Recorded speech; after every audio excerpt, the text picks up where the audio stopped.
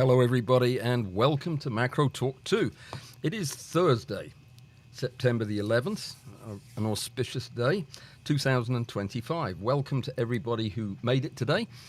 David, just me, Micromaniac, and David Brown, Ingolf from Germany. Good to see you, sir. Roy Walker, welcome back. And today we're talking about storytelling, which, in my opinion, is about the most important thing we can talk about in macro photography. Seriously.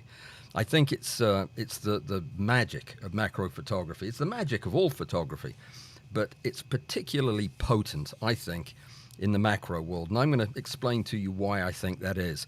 Before we get started, a reminder, Crystal Art is tomorrow at 2 o'clock. And your invitation is in my blog post on the website. So www.alanwallsphotography.com/blog/HDR. And that will get you to the most recent post, and that's where you'll find the invitation. On Saturday at 10 o'clock in the morning, we have the Pazoom that we always do, but this week we have a special guest. Lester Lefkowitz is joining us from New York. To tell us all about how he doesn't lose photographs in Lightroom. It's going to be interesting and informative and fun, and he's going to stick around and answer questions and chit-chat with us afterwards. So if you're interested in seeing the living legend, Lester Lefkowitz, plan on coming to the Pazoom tomorrow. Okay, so we're going to talk about storytelling.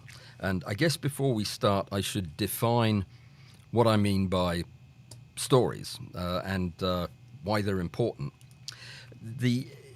Probably we can start even by going further back and talking about what a picture is, why a picture is important. Why do we take photographs? Well, I think most of us take photographs to connect, to communicate with other people. Our photographs say something about our world or about ourselves or how we see the world, and it's a very important part, for me at least, of how I communicate with the world around me. So taking a two-dimensional image or series of images is how we encapsulate the message that we want to send. And part of the process involves us knowing what we want to say in the first place. But also a big part of it is knowing how to communicate that using a photograph. We have to learn to use this medium for communicating with the world. It doesn't actually come completely naturally. You might argue that almost every photograph tells a story or can tell a story. That's probably true. The story is very much in the eye of the beholder. But what I'm going to do is break down the different kinds of stories we tell, the ones that we intend, and then the ones we tell that we don't intend. Sometimes we want to tell a story, and we want to give a piece of information to the viewer of the image, and they get a completely different message. They hear something totally different, oftentimes more interesting than what we wanted them to hear. But we're going to talk about that too, how we can kind of meld our efforts into a more effective way to get the message across. It's not easy, and there are a lot of tricks to it. But when you start to get a handle on it, I think you'll start to appreciate it. I'm going to show you lots and lots and lots of examples as we go through. I'm not going to address every photograph because there are too many, but I hope that most of them will pertain to what I'm talking about at the moment. But there are so many of them. Why are stories important? What is it about stories that makes it so important to our photography? Well, stories are a part of civilization. They're a part of society. We couldn't really get on without stories. It is essential for building a collective memory, so we know where we came from, for transmitting history and values and knowledge across generations and across different countries. So it forges identity and cohesion. It gives us groups of shared shared stories, basically. A lot of the things that we take for granted in the world are nothing more than stories. Money is a story. It's a story that we all agree to believe in, but it's nothing more than that. It's a fiction that we came up with to make bartering easier. Storytelling also sparks imagination and empathy. It's a way to connect with somebody's insides. That sounded pretty gruesome, didn't it? It's a way to connect with a person's heart and soul. And certainly photography is one very direct way of doing that. It allows people to think of alternatives, to make plans, to resolve conflict, something that we certainly could use right about now. And it helps us cooperate towards a common future, whether that's in a group of 10 people or in a group of 1 billion people.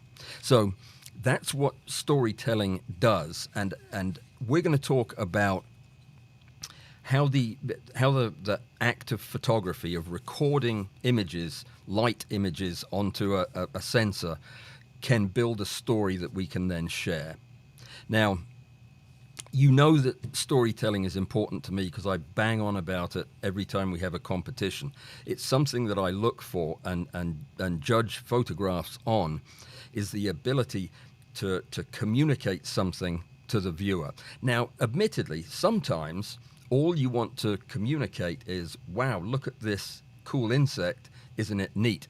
An example of that would be one of these from last weekend. I went out and took pictures last weekend.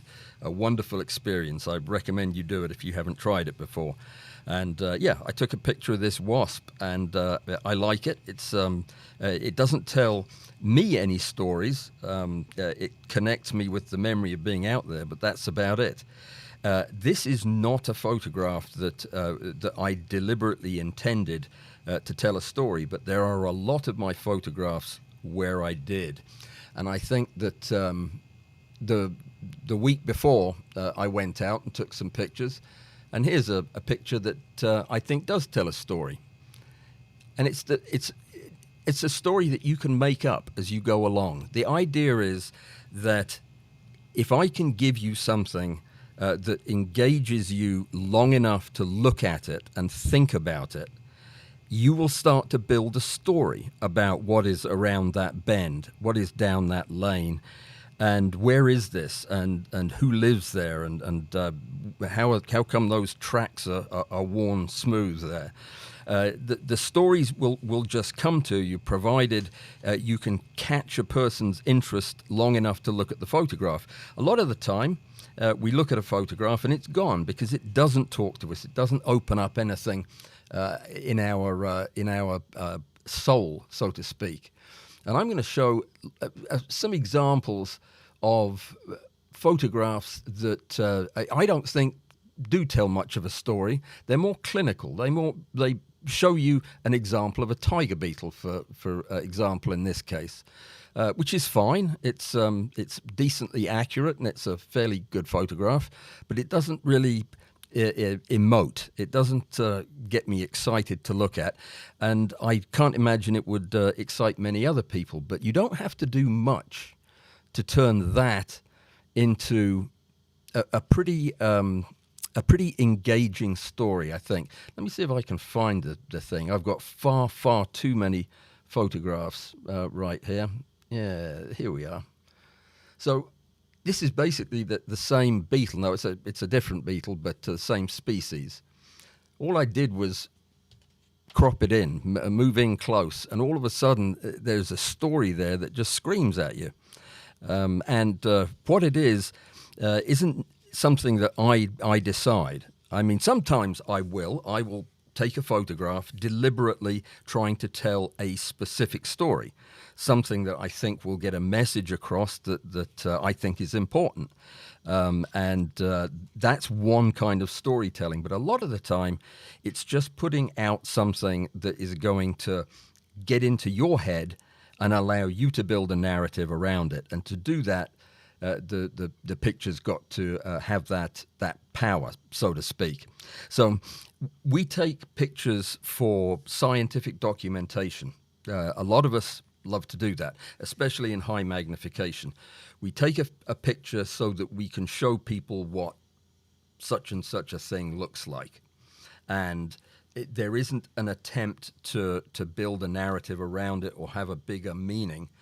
But when we do, when we can connect with somebody and inject meaning into the photograph, then that's when we are telling a story. So the documentation is the science. It's the record of the object that we're photographing, but the meaning is going to be in that story. It's going to be in leaving enough opening for people to get in and consider it.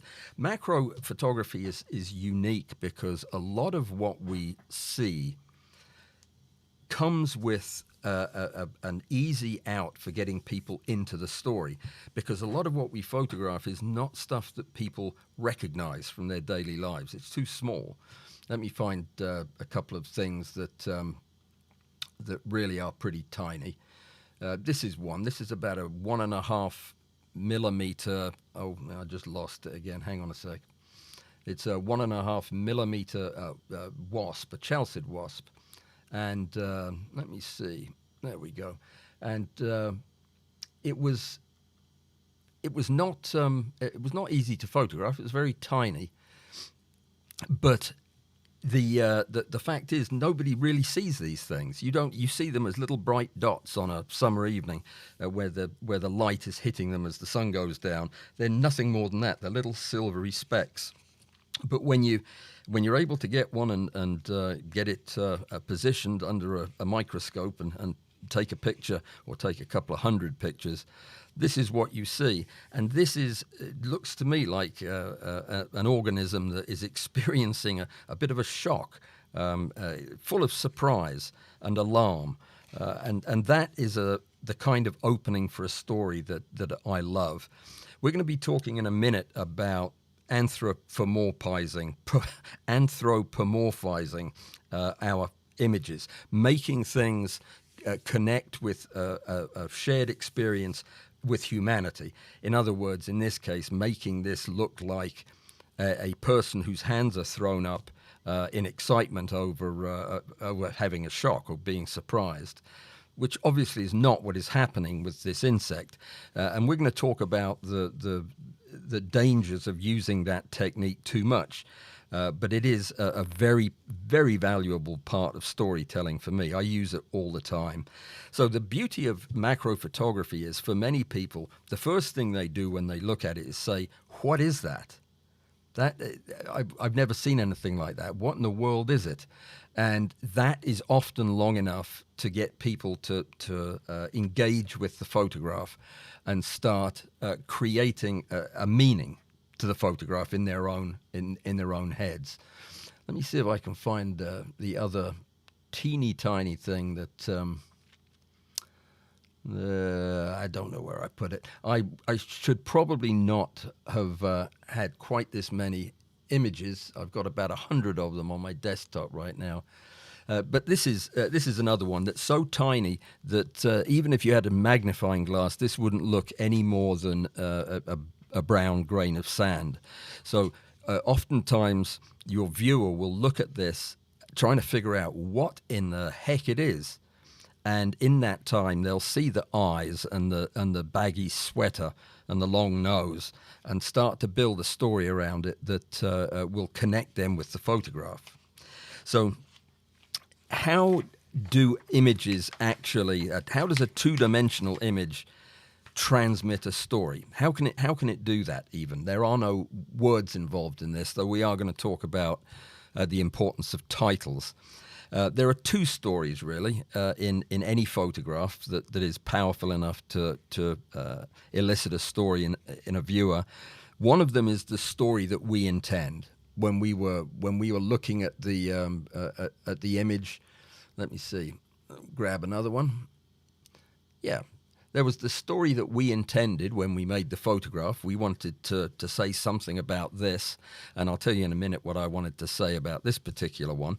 And we craft that message with light and the angle, the title of the photograph, and everything that goes into taking the picture. Well, in my case, in this particular case, I was trying to show that this bee was bothering a butterfly, but I couldn't do that because every time I got close enough to get the picture, either the butterfly, the skipper here, was on the flower or the bee was. Though every time I put my camera down, they were on the same flower and trying to get their proboscis into the same bloom.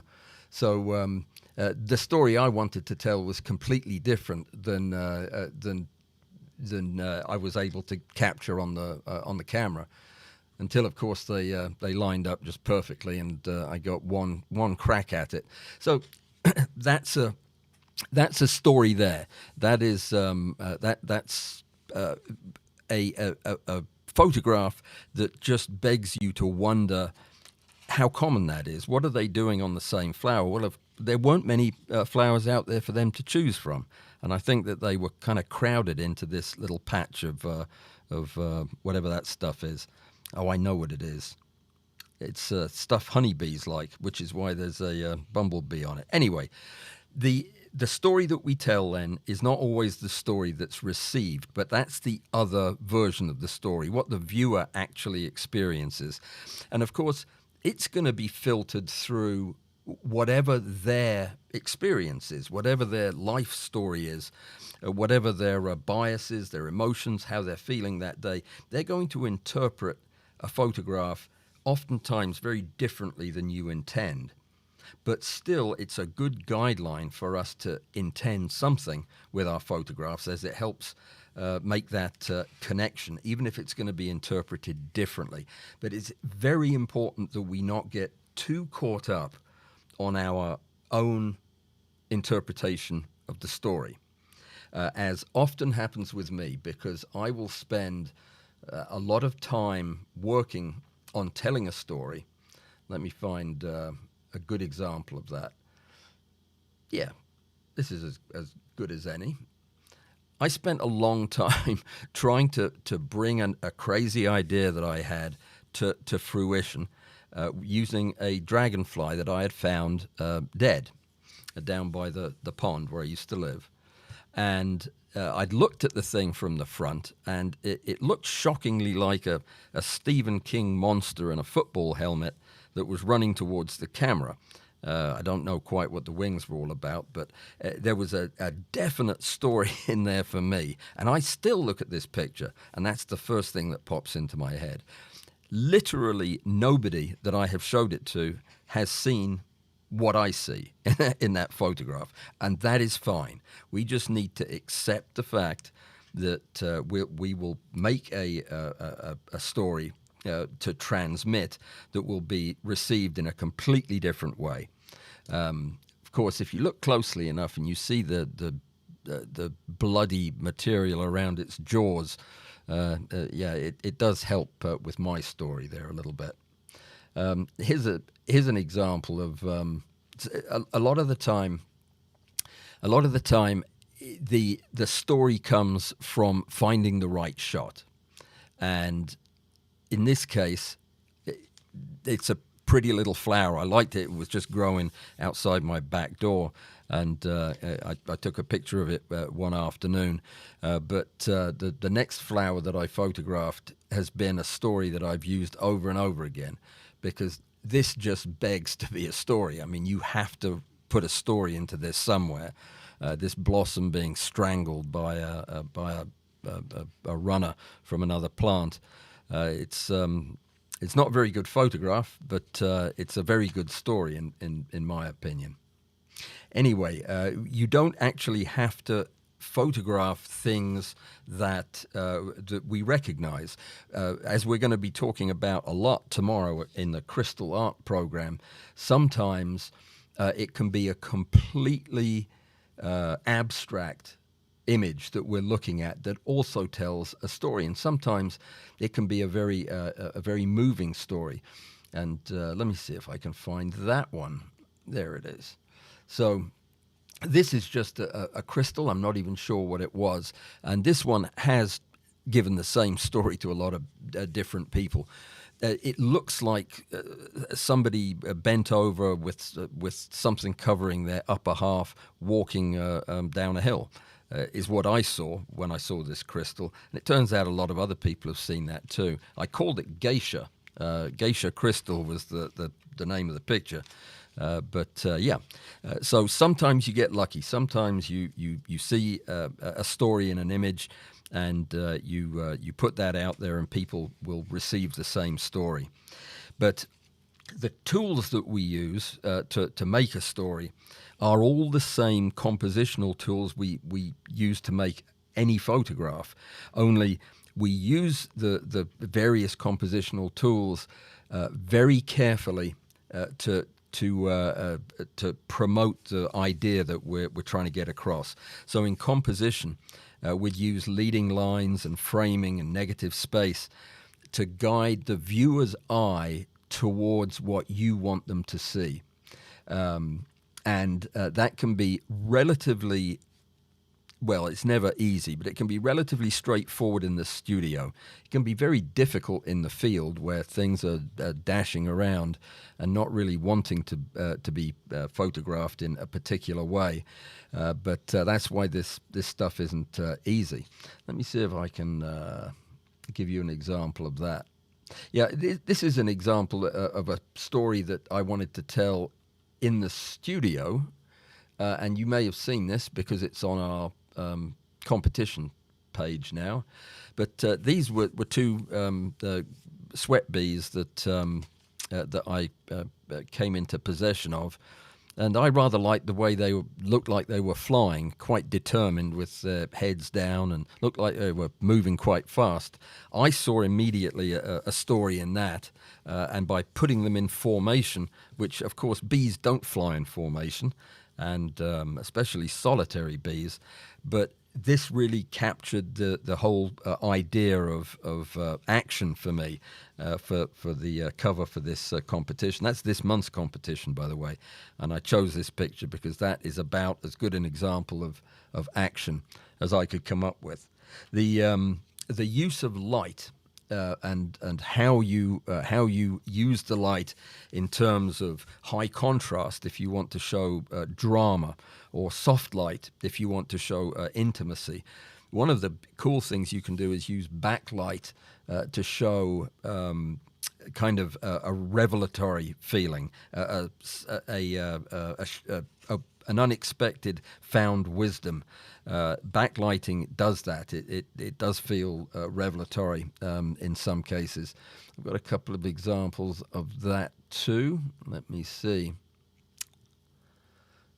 Yeah, this had an element of backlighting in it. This copy is a little dark, though. I think it might have been a print copy. This is a half the size of a grain of rice chalcid wasp hatchling, but it with the rim lighting and what have you, it did feel like a discovery, and that was exactly the story I was trying to give. So subject selection is super important. You don't tell a story with just any old insect if you're an insect photographer, but you're looking for an insect that's doing something, where you're catching it in mid-gesture or mid-interaction, or doing something in the environment. And I have got loads and loads of pictures like that. That show that. This is a couple of beetles that I actually did find in the same place, though they weren't actually standing one in front of the other, and they don't normally stand up either. But it did look to me, it reminded me for some reason of me and my brother when I was growing up, one poking the other one to make him mad. My brother didn't much appreciate it because of the fact that these are beetles, but there you go. So using an insect that's doing something, or giving the insect an action that it might not otherwise have, like in the case of this moth. This moth was kind of boring to look at from the front, but looking at it from the back, it looked much more interesting to me, like it was a mysterious figure wearing a cape and walking away from the camera. And I absolutely loved it. I loved the textures in it and everything. So it was not just selecting the right insect to tell you a story, but putting it in the right pose is an important part of that as well. And sometimes it's just luck. I looked up in a tree and I saw two doves, and I knew that doves had something to do with romance or something like that, and couldn't help notice this heart that had formed between the two doves looking at one another.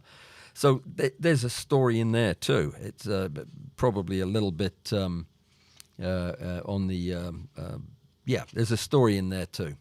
So keeping your eyes open for it and looking for something that that is going to trigger people to look a bit deeper.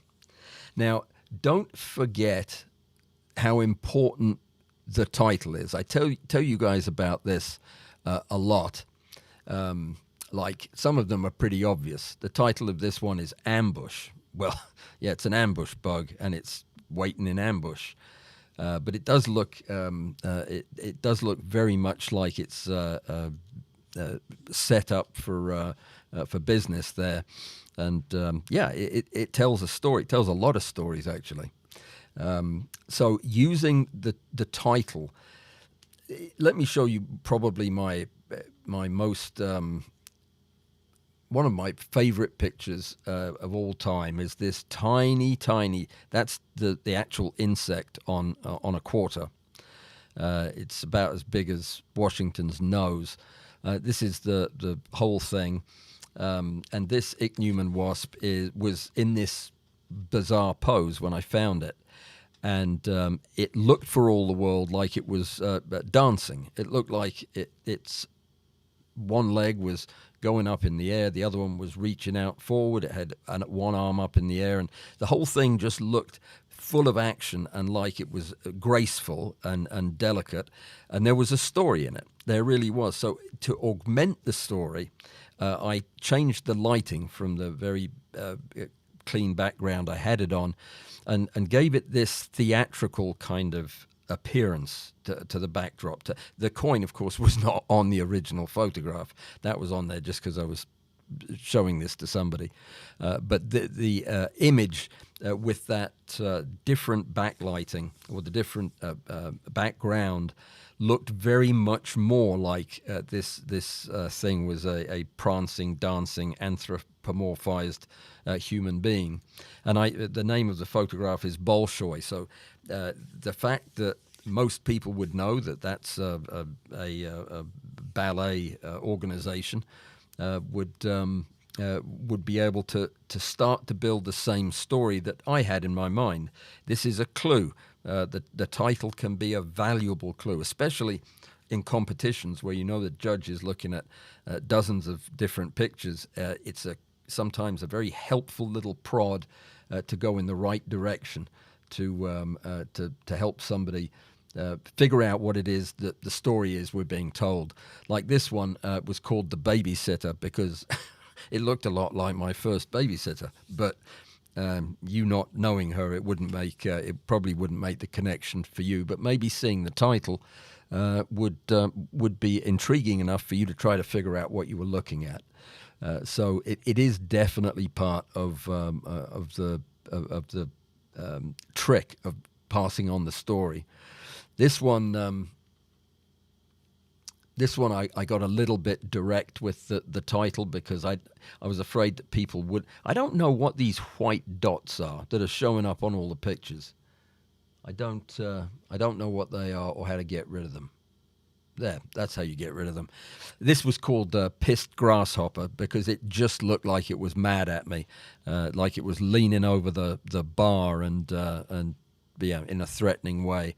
I think there's a lovely story in that. If you can just see the frown on his face and his intent piercing pseudo pupils. But the title can be a very important narrative hook. It suggests the storyline without necessarily explaining everything to you. Let me see if I had a couple more that. Yeah, this. I rather like this title too, though. I'm not sure that there's a story in this. It's called Turtleneck. Yeah, because that's a turtleneck, and that's why we call those sweaters turtlenecks. I just thought it was a good example of that. Anyway, let me see. Kissy Kissy. There's a title that helps with the story. I can't open the picture, though. There it is. I think you've seen this one before. It's another close-up dragonfly. But yeah, Kissy Kissy was a book by Roald Dahl, and yeah, it does not look like something you'd be particularly interested in kissing, but it does kind of get you going in the right direction with the story. So there are visual cues that we can use that will help to transmit the story. Color is a very important one of those. And the way that color is important is we can kind of set a tone when we use reds, for example, for backdrops or for parts of the photograph, usually warm colors, oranges and reds. That speaks of energy, sometimes danger, sometimes vitality, but it's an energetic kind of feel to use a lot of red in the composition. Cool greens and blues is usually fragility and sterility in some cases, calm. It's the color that all healthcare organizations are told to use for all their advertising, light blue. It's very calming. Black backgrounds, for example, hint at isolation and sometimes reverence, but serious and, well, dark. So there are a lot of different color combinations that can give a lot of different messages in your photograph, and using them thoughtfully and carefully and not in a contradictory way. For example, you wouldn't want a picture that you were intending to transmit a message of fun. If it was a humorous photograph and you were trying to give that message, you wouldn't necessarily want to put that on a black background. You'd want something more upbeat, energetic, light. And I've got some examples of that too somewhere in here. Sometimes you don't have much of a choice because you're photographing the thing against a dark background and you're stuck with it. But telling stories then with intention is a little different from telling stories that you come across. I kind of like both processes, but find the capturing what I find and then passing that on to you to give you the same story that I came across. That's the most exciting part of it for me, though I do like to actually compose a story as well from time to time. But some of my really favorite photographs are things that I was driving through a neighborhood when I saw this, and had to stop and get out of the car and risk getting assaulted to photograph this in this guy's front garden. But it was just a big frog sitting with his arms crossed on a bird box. This is a little thing that a bird lives in, and I don't know how the frog got up there or what he was doing. But yeah, tells a great story, and seeing what is there and knowing what is worth capturing is a big part of using photography to tell stories. I like photographing alligators. So this is just a teeny-weeny picture here. I think this is probably with a cell phone. I saw this alligator. I used to live in a place that had loads of the things. And I took this picture, and it's absolutely terrible. And I'm only showing it to you to explain that in my eyes, this doesn't tell a story of anything. It tells a story of how bad a photographer I am. And then there was another alligator that I found that I was in a much more compelling situation that really I felt like it was telling a story, or I could weave a story into that. What in the world was a 6.5-inch alligator doing on this log by itself with no other alligators around? It was a good story comes out of that when you look at it, but it paled by comparison with the next alligator that I found, because this really has a story that I found intriguing. All you've got is the thing's nose and eyes sticking up out of the water. You have no idea how big it is or how far away it is. It's just a threatening, monochromatic tale of dread. And this is a powerful photograph. The second one was an interesting photograph, and the first one was just a bad one. So this is probably one of the most important skills if you're a field photographer, is to look for these opportunities to capture something that's going to give you more than just a pretty picture, but something that's going to interest and stir up emotion in your viewer, because that's really what I'm trying to do with my photographs. I'm trying to connect with the person that's going to see them, even if that person is me. I mean, I still want it to make a connection with the next person that looks at it.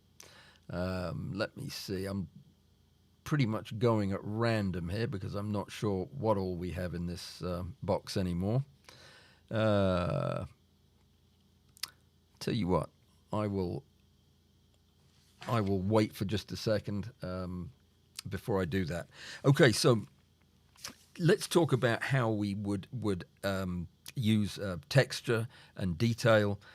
When you include lots and lots of detail in your photograph, like we do with macro photography a lot, it can feel a bit clinical, but we still have a tendency to reach for those sliders in Lightroom and get as much sharpness and detail and definition on the details as we want. Sometimes having a little bit of softness in the photograph imparts a different quality to the image. It makes it feel a little more approachable, sometimes a little dreamlike.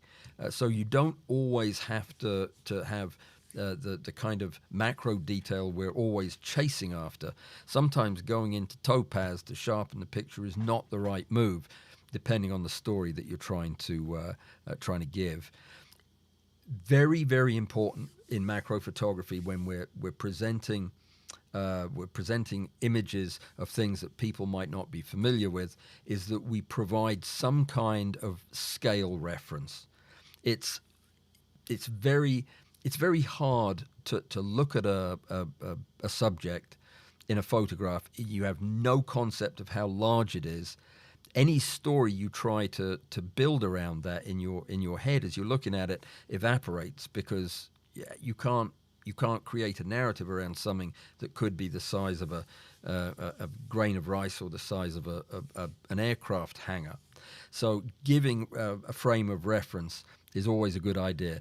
For unfamiliar insects, having them on a leaf or against a known insect or whatever. But I mean, you do it subtly. It's not a gross exposition. It's something that you just make sure that the photograph incorporates so that people can know where they are. So how do we shape stories with intention? How do we have an idea and create it into a package that we can put out there that's going to get other people thinking along the same lines as you or along different lines? How can you make a photograph potent as a story? Well, there are a couple of different ways, and to visualize this, you really need to think about there are a couple of different approaches to storytelling with photographs. One is you can gently guide your viewer into receiving the message that you received. So you try to make the photograph without overdoing it. You try to make it elicit the same kind of reaction that you had. That is the guided approach. The other approach is find an intriguing photograph and just leave it open to interpretation.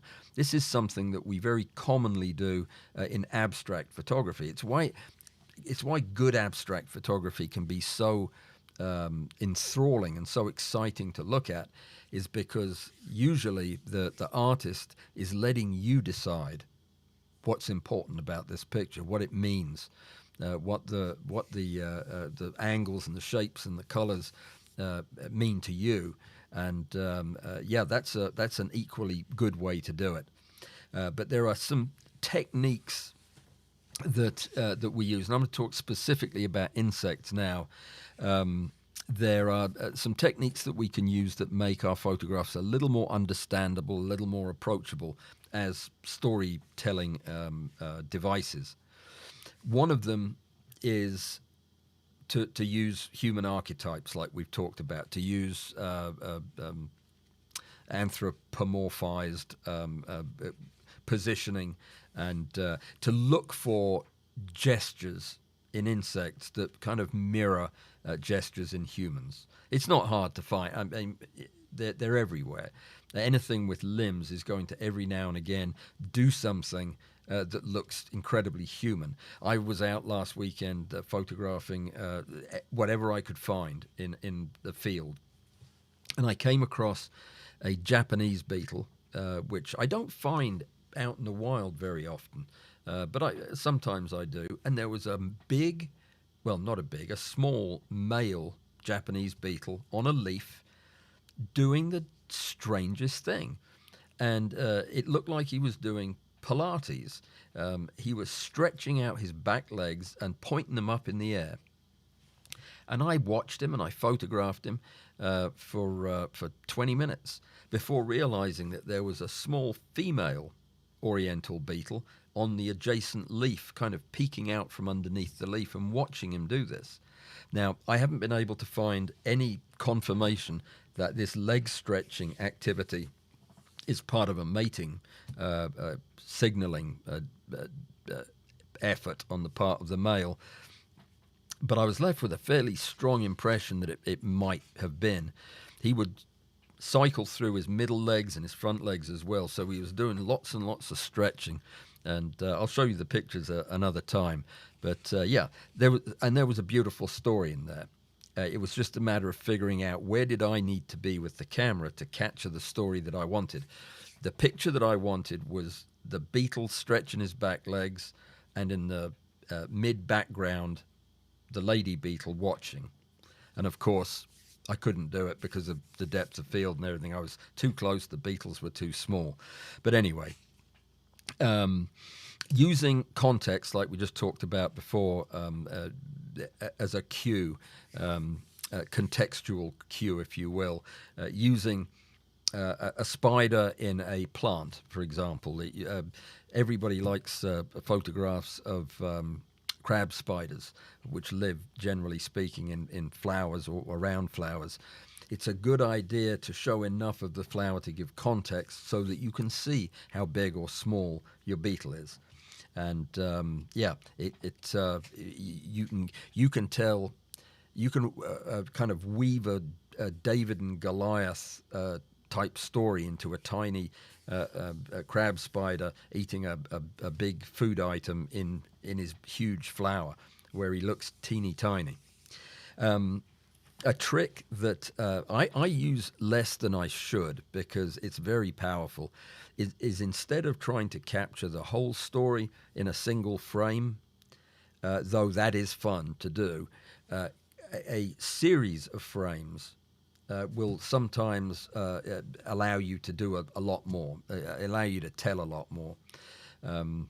And you'll know that if you're a fan of news photography or journalistic photography, you'll see examples where there'll be several photographs spaced apart that show the development of a story or the development of an incident, and that's very much direct storytelling. Well, we can do the same thing with our insects, and indeed, that's what I did with this Japanese beetle's leg stretching yesterday. There are a couple of pitfalls that you should definitely try to avoid. You want to transmit information in the title, like I suggested, but avoiding literal titles if your attempt is to storytell. If for example, you are trying to tell a story to me as the judge of one of the competitions, and the title of the photograph is Ladybird on leaf at 4 o'clock in the afternoon. Right, that doesn't help. That doesn't help me with a narrative.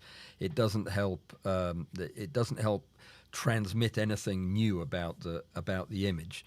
But you could come up with a title that maybe would, something that would intrigue and make me look closer at the picture. That's what you're trying to do. That's what you're trying to do with all of these things.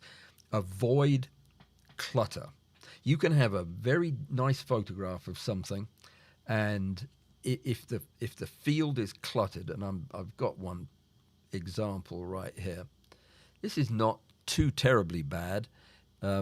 It is something of a story. It was just a beautiful bee fly to me, but that is a pretty cluttered background that it's in. It kind of draws attention away from the incredible insect, but you've got to be very careful with that because a story has a hard time competing with a cluttered background. If you've got lots and lots of stuff going on, it can be very hard for the story to come through. This is a very grainy picture, but the story I was telling here was related to the spider, who is a food item for the dragonfly who hasn't seen him yet, and simply by dragging the exposure a little bit and making the water that was running by in this stream look really torrential and soft like this, it took all the clutter out of the background and let the insects be the stars of the show, which was what I was looking for. The title of this was, it was something like Not Yet, because the dragonfly hadn't seen the spider. So it was, I was trying to build a story that had some tension in it, showing this. It's not always easy to pull it off, but it would have been impossible if the original background was in there because it was just too cluttered. It's never a good idea to rely too heavily on post-production. As much as we love post-production and as useful as it is, you don't want to try to make a dramatic photograph out of a picture that wasn't the least bit dramatic by turning day into night or something like that. There are tools that we can use, and they can be super effective, and they can augment the story that we're trying to tell. But it's not a good idea to overdo it in Photoshop because basically it becomes a distraction all of its own. There was another one here that this was an example of telling a story when the picture had failed completely. I had this ant, and I thought it was an interesting ant. I rather liked it, but there was a problem with its body. So I just had it emerging from this white surface, coming up out of a hole, and I can see that. And it becomes a narrative for me. And the picture didn't have to get thrown away, even though it was a rubbish picture. I rather liked it, and it grew on me. So certainly, this would very much be a case of everything was in post-processing here. The original picture you couldn't have even used, but you get the idea. Other ideas that are sometimes worth weaving in to the whole storytelling process are using metaphor and symbolism, like we've talked about with anthropomorphizing insects. But you need to be careful. You need to be careful with doing this, and I'm a little bit too aggressive sometimes about making trying to show insects to mirror a human activity to get my message across. I think I use it a bit too much. It should be used as seasoning, not as the substance of the photograph. It should be subtle gestures that could be interpreted as human-like, rather than. I photographed three ladybirds, a big one, a medium-sized one, and a little one. And I had them walking down a lane hand in hand. It looked like a mum, a dad, and a little kid, which was ridiculous. And it looked ridiculous. But yeah, that was the idea I had. And yeah, it was overdoing the whole concept of using this connection that we automatically make to human beings. Because then when we make that connection, all the emotions that go with that connection come with it. So if you've got an insect that looks like it's weeping, that's the emotional impact that photograph would have on you if you see the insect as weeping. Yeah, I'm telling you stuff you already know because I look at your photographs and yeah, I can see that you see all of this. Anyway, looking for things that are already in our culture will help you tell stories.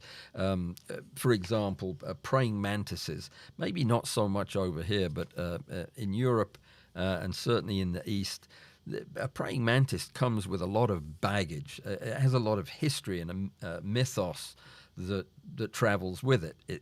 It looks like an otherworldly creature, and it has stories about it. So when you use that as your subject, it is going to take some of that storytelling with it already. It comes kind of packaged with it, just like a cockroach. And I actually photographed one day. It has a revulsion that goes with it. At least in my opinion. So if you're telling a story where that might be part of the message, then yeah, you're all set. Another thing that you can do that you might find helpful, that allows you to maybe get a little bit more mileage out of your story, is if you personalize it. If you find a way to communicate that this is how you feel about this photograph, often through the title, sometimes through your style. If this is baked into your style and you have a lot of photographs in this manner, then people will know to connect it with you. Sometimes letting your audience know that the subject matter is important to you. It's something that you know that I love weevils. So you could be more effective in storytelling using a weevil, for me, than you could maybe with using a cockroach. Because you know that I am going to be particularly open to looking for meaning and connection within pictures of weevils because I like them. So there's that. Think about that. Now, the reason that I've been a bit negative about anthropomorphizing, but there are a couple of strong reasons why it's powerful to use. One is that you get immediate relatability.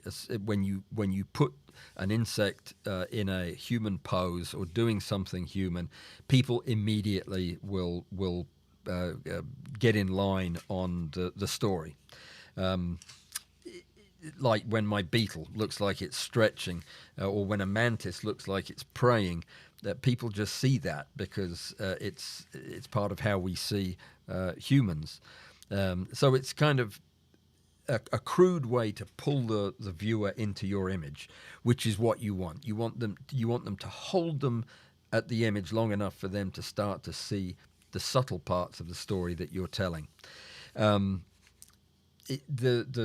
making an insect appear or having a metaphorical human appearance will also allow you to build narrative richness that you can't do just with how you're posing an insect in a non-human way, because it doesn't come with any of those connections. What I'm saying here is that when you see an ant defending the colony, or a bee defending the queen when they're outside of the hive. It's easy for us to think about a knight defending a castle, or a bodyguard defending a movie actress, and you can immediately connect all of those emotional parts of the story into that. It's less so when the organism is not familiar to you, and you're not thinking human. Oftentimes, using I love to use insect photographs that remind me of humans, to get people who might otherwise not be interested in insects to look at them a bit closer. I did a series of photographs for a group out in California, that it's an educational group, and they interest kids in macro photography and in microscopy. And I made a series of posters for them that had insects that looked mostly like they were doing human things, but also a couple that looked like they were automobiles, but relatable things. And I added a little narrative on the bottom, or a little written, just a very brief thing that kind of played on that without telling them that that's what I was doing. And sometimes that's all you have to do to get somebody really interested in the organism itself. They get hooked in by the story, but then get fascinated by what's really going on and want to know more about the insect. And that was the purpose of those posters, and apparently it's been fairly successful. It's a good idea not to overdo the anthropomorphizing bit, because what you don't want to do is distract or mislead your viewers from what you're actually showing them. This is not vaudeville. I mean, we're trying to elicit an emotional response, but we don't want to, in the process, teach people that insects are doing things they're not, or thinking things that they can't. It's a wasp that's cuddling its prey, for example, is a misleading biological reality, when in fact the wasp is stinging to death the thing that it is holding on to. And it's important, I think, that we stay true to reality here. Our stories are meant to be pathways to emotionally connect with the viewer, not to mislead them or teach them nonsense. Remember that there is a risk if we do too much of this. We can make our insects into cliches, and that's not good for the insect, or good for people's education or understanding of nature. So metaphors need to be used sparingly. And I mentioned this. I have got some pretty unfriendly pushback from some naturalists when I have overly anthropomorphized insect photographs. Again, to make a message, to make a point, to tell a story. I don't get a lot of naturalist fans from misrepresenting the behavior of an insect, and I've got to be very careful about that. I mean, the last thing I want to do is undermine my credibility by using an insect to tell a story that misrepresents what an insect is or what it does. So I'd leave you with the fact that most of the time, if you're telling a really overt story, it's going to be using one of these techniques of connecting the scene to human nature. Just use it very gently and very carefully, and remember that all you're trying to do is connect with the viewer long enough for them to see what's really represented in your photograph. So yeah, it's more complicated than it sounds, but the point is that you take photographs, for your own pleasure, for the technical challenge. But at the end of the day, you're taking them to communicate something to somebody, and being mindful of that, and understanding how your photographs are telling stories, whether you intend for them to do or not, will allow you to start using that skill a little more directly. As I said at the beginning, I'm always looking for this in the competition. There is nothing that thrills me more than to see a photograph that is obviously telling a story I say obviously, that it eventually it's obvious to me, but it's usually subtle and tasteful, and I get what the artist is trying to say. Very thrilling when that happens. So we're out of time. Oh my goodness, we are out of time. When I'm talking about stuff I love, I'm passionate about, I do tend to go overboard. I haven't said hi to anybody, so I'm going to say hi to everybody. Thank you for coming. I hope you can make it to Crystal Art tomorrow. It's going to be an absolute blast. Harold Hall and I will be looking at crystals, talking about crystals, getting a tour of the new crystal database, which is not a real place to tour. It's a thing on the computer, but we'll look at it.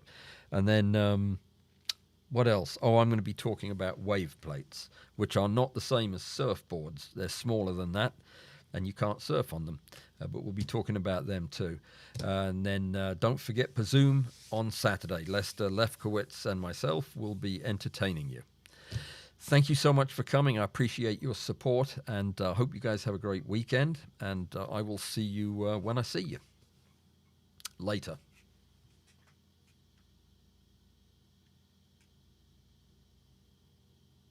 I agree, in golf. It does look a bit more like a tempered piece of metal. Agreed.